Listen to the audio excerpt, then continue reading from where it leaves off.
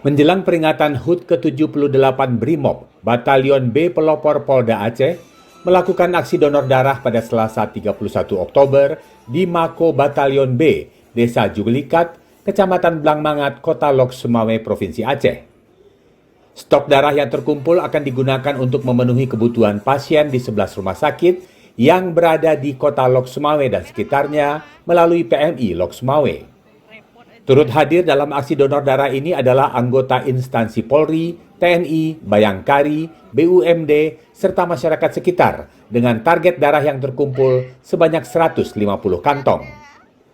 Selain aksi donor darah, pada kesempatan ini juga dilakukan sosialisasi dan edukasi pemilu dengan harapan pemilu serentak di tahun depan bisa berjalan dengan aman dan lancar. Untuk kegiatan donor darah ini juga kita ada edukasi tentang menjelang pemilu agar pemilihan umum ini berjalan dengan aman dan lancar karena dilaksanakan secara serentak. Jadi untuk kegiatan pengamanan, untuk edukasi juga kita laksanakan secara menyeluruh.